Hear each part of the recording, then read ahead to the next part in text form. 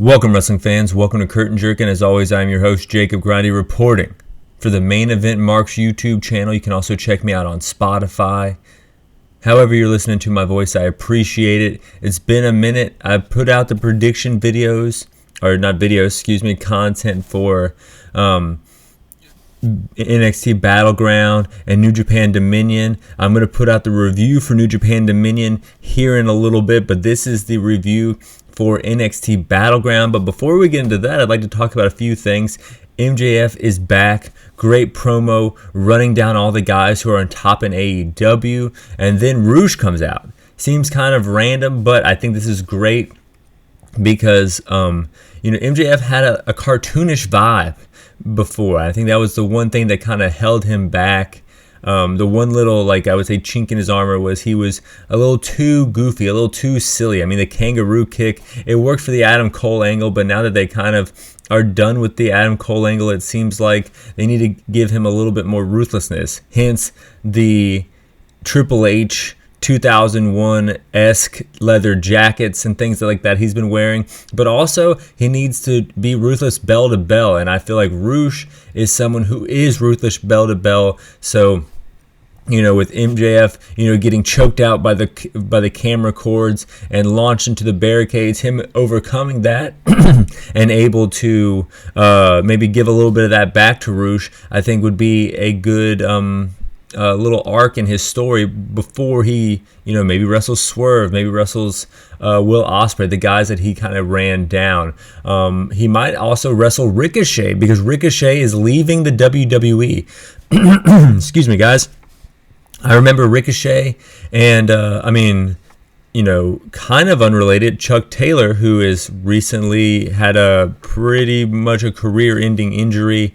I remember in the late 2000s going on YouTube and watching them wrestle each other over and over. Ricochet was this goofy little kid with a perm, straightening his hair, doing double backflips, double moonsaults all across gymnasiums across the country. You saw him in Shikara, and then all of a sudden you started seeing him pop up in PWG and in Dragon Gate. And then before you know it, he's wrestling in New Japan, and there's these huge Scotland shows, Fear and Loathing, that ICW put on. I think they might not anymore, but it was these huge arena shows. And he was, doing, springboards from the ring into the crowd, and he was just making waves, is what I'm trying to get at. And he was already, I would consider, a big success before entering in NXT. And then he did the spot where he did the flip while staring down Velveteen Dream, made his way to the main roster where I think he won US Gold, wrestled Brock Lesnar, if I'm not mistaken, did all kinds of things, but I want to say he didn't reach the level that I think a lot of guys like Dave Meltzer thought he could have reached. But I never really saw that for him in the WWE. He had, I think, a 5-6 year run in the WWE. US title gold, maybe a tag champion or something.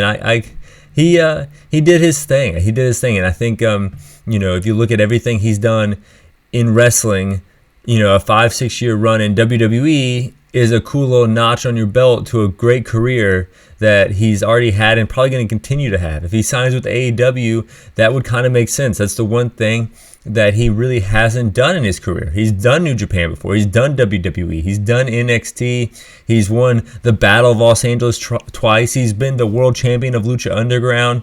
So the only thing he really hasn't done is been on cable television in America outside the WWE, and the only place you can do that now, I guess, is TNA, possibly MLW if you have that many channels, and AEW. So I can see him signing with AEW. Do I think that that's the best move? No. I heard an interesting stat on Keep It 100. Someone wrote in, and there's over 100 wrestlers signed to AEW, and 30 of them haven't had a match in 2024 so far. So halfway through the year, and they haven't had a match with 30 wrestlers. So or 31. So that's 1/3 of the wrestlers they sign haven't had a match at all. So that's the pool you're entering into. You're entering into you have a 30% chance of not having a match at all. You have a 60% chance of appearing on television, but you really have like a 15% chance of appearing on TV as consistently as he did when he was on Raw. I mean, don't get me wrong. I mean, this year, don't look bad at Ricochet. He won that speed tournament. He had great matches with Bronson Reed. He traveled the world. I mean, it's I would say 2024 is not Ricochet's best year in WWE, but then if you look at the accolades that he had in this year in WWE and compare that to his chances of achieving that success in AEW, I think it's slim to none. I mean, look at they have these guys appear, they make big deals of them appearing, but then it kind of goes away, man. I feel like Will Ospreay is 1 in a million. Okada really had his specialness kind of go away real soon. I feel like when Swerve won the title, his specialty kind of went away real soon. Mercedes Moné doesn't really have that shine to her anymore. Those are big signings. Those are millions of dollars we're talking about. So I don't know. I don't know what's going to happen with Ricochet, but I feel like if he retired tomorrow, he would have, I would say, a Hall of Fame career. He really did a lot. He went around the world and back again, baby. But let's get into what we are here to talk about today. NXT Battleground. I would say the two things looming over the show is the cross promotion. One with UFC and one with Sexy Red. She's out there shaking her ass, welcoming everyone to Battleground. She gets Lola Vice and the interviewer to shake their ass backstage, twerk. So she was all over the place here. And as much as this is kind of the Jim Cornettes of the world will roll their eyes, the traditionalists will roll their eyes, I think this is good. I think that this Rolling Loud era, current era of hip hop we're in, is one thing that they like is bravado. One thing they like is big entrances. They like things like that. They like big stuff going down. And they also don't really mind if this bravado is somewhat fake it till you make it. So I mean, I'm not really I'm trying to steer clear of that word possibly in this pro wrestling podcast, but I think that you can really convince a modern rap fan who would skews younger, which NXT, even though it's the young brand, skews older, to watch WWE. You can get this rap fan, this hip hop fan, this a drill rap fan, internet rap fan, to be an internet wrestling fan pretty easy. I feel like you got Muhammad Ali, and then you went to Ric Flair, but then you also, from Muhammad Ali, I think you kind of got a bravado to become what is the template of being a rapper. So I think really it kind of how we see modern promos and how we see modern rap music and how everyone promotes themselves in that style of music and wrestling, it all kind of stems back from, in my opinion, Muhammad Ali. So it's all coming from that base, which is pretty interesting. So I don't really mind seeing Lola Vice shake her ass by any means, but also Sexy Red on my wrestling programming because of that. A nice video package started everything. We had, Mensa jumping Ethan Page in his arrival in Vegas for whatever reason.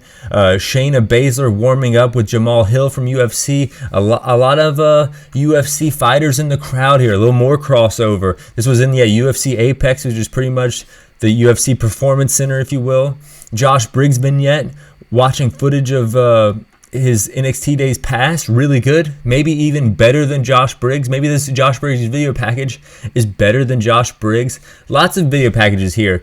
Carly Bright, cheerleader turned wrestler, kind of like AJ Styles. We'll see where they go with that. Dante Chin, first Singapore WWE superstar. Eddie Thorpe, Native American superstar. And this guy was in New Japan, came up in the LA dojo system, left that dojo system to be in NXT, and has kind of been just like churning his wheels at the lower mid card for 2 or 3 years now. And if you look at a guy that I always am going to compare him to because he was in that class with Eddie Thorpe was Clark Connors, who now is, a part of Bullet Club in New Japan, regularly wrestles in New Japan on the main card, the main show. He's been a part of the junior tag team champions before, so this is a rare case of someone signing to the WWE and it not working out as much as if they just stayed the course and stayed with their promotion, their home promotion. But let's jump into these matches. I ranked every single match from worst to first, all 6 matches. Let's see this here. 1, 2.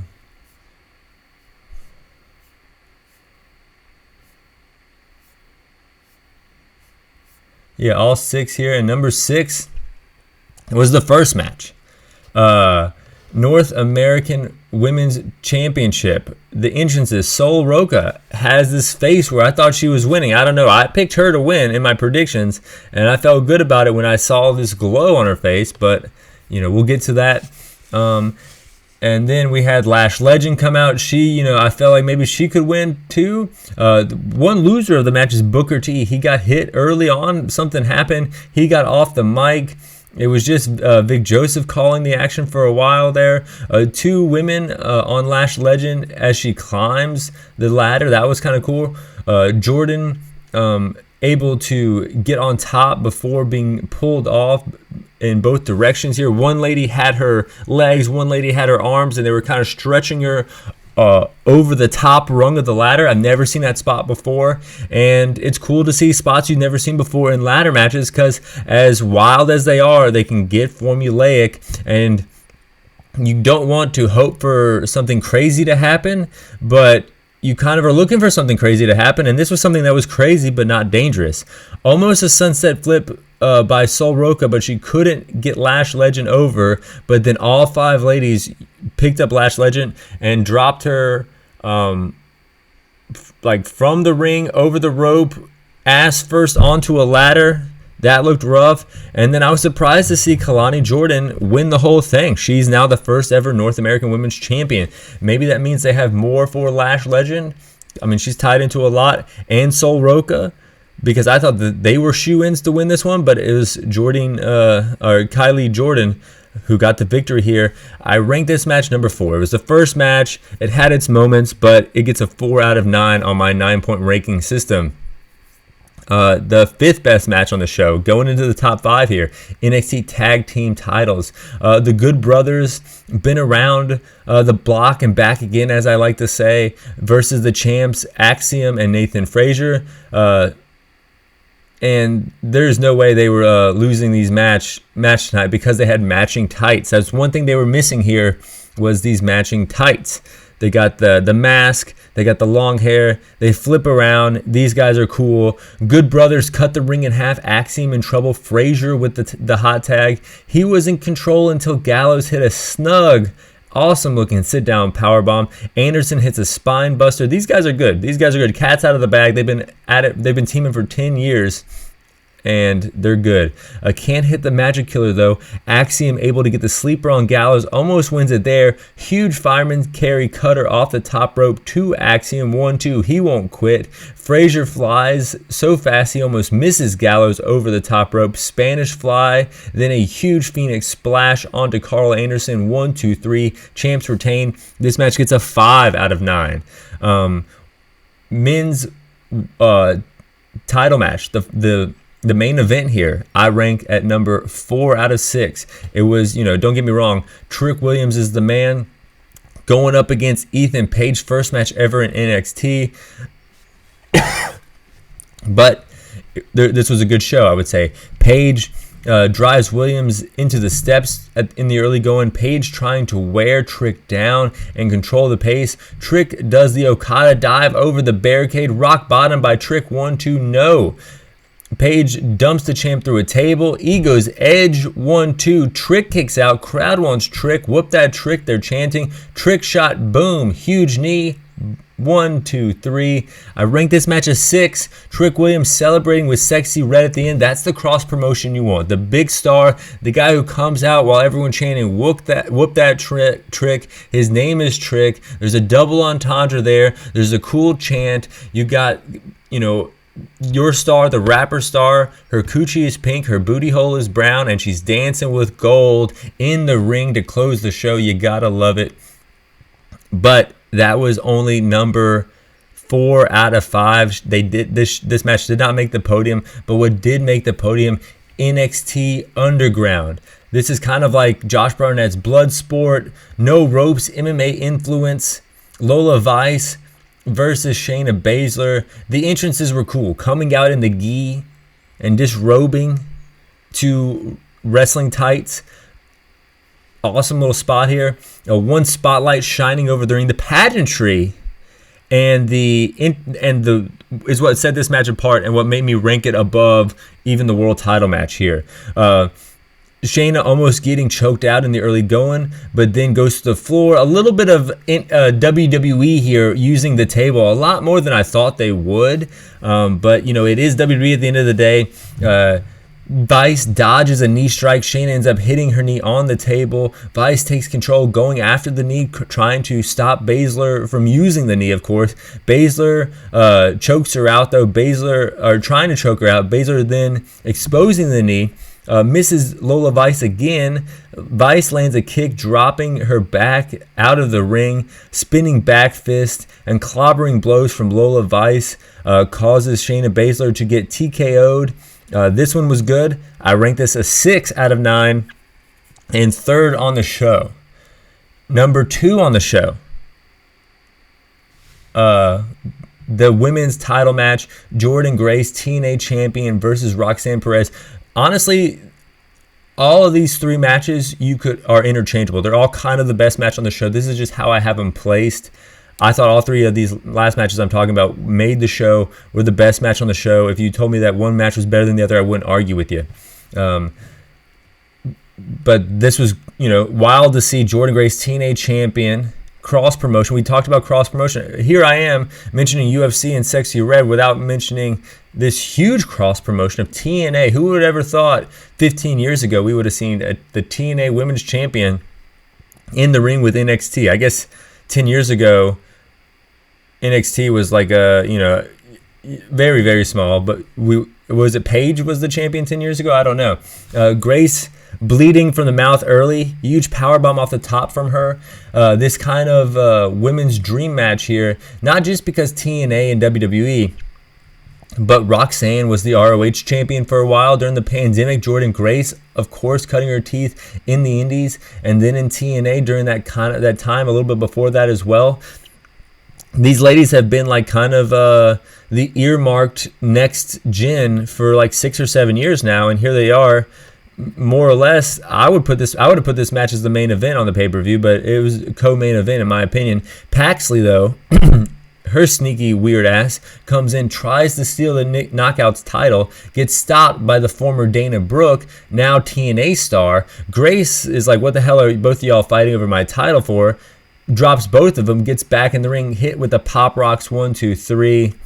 I ranked this match a 6. Champ retains. They had to do something here to keep Grace strong, but at the same time, it did kind of hurt the match having this schmaz right here at the end of an otherwise great match, and that's why it's number 2. It's not the best match on the show. The best match on the show, North American title. I think for the second big NXT show, the Mania show, and then this show, Wesley versus Joe Coffey versus Obafemi. I like Obafemi, and he's got a little swag to him, a little pep in his step now, walking out to the beat of the song. I know you can't see me, but I'm doing the walkout he's doing, and it's great. It's cool to see. Obafemi with a delayed suplex, holding Wesley over his head, letting the blood rush to Wesley's head, but then Coffey comes in there and just starts doing shots to the abs here. I thought that was kind of a cool spot, like the ladder match spot. I'd never seen something like that before, and it's cool to see something new in wrestling, of course. The story was that Coffey and Wes had to work together for the most part as a team if they had any hope against Oba. Coffey doing lots of things outside of his element, drop kicks, dives to Oba. Oba catching Wesley in midair, power bombing him on Coffey. Gallus shows up. Oba takes them out. So now it's like a 4-on-1 against the champion. Wes dies on Gallus, taking them out, a la Rey Mysterio versus Matt Hardy at WrestleMania 19, taking out, oh man, I'm fucking blanking on his Shannon Moore, and then gets caught in midair again to only get powerbombed inside the ring by Oba, and that's when he powerbombs Coffee as well. 1, 2, 3. I ranked this match a 7. So the other 2 matches I just named were 6s. This match was a 7. Just a slight little bit of a nod because I like the end. I like the end of this match. Later on in the evening, Gallus jumps West, so I guess they're going to feud. But maybe West needs a big man partner, maybe to go up against these guys, and it could be Oba Femi. I don't know. I enjoy the show. Fun watch. You had the legends in there like Shayna, Michin, and the Good Brothers. You also, had, the stars of the future, Trick Williams and Oba Femi. You put over your Roxanne Perez up against Jordan Grace, so a little cross promotion. But I think, the story of this show was the cross promotion. UFC, TNA, or Sexy Red. Fly high, guys. I hope you enjoyed it. New Japan Dominion review coming soon. Fly high, I'm out.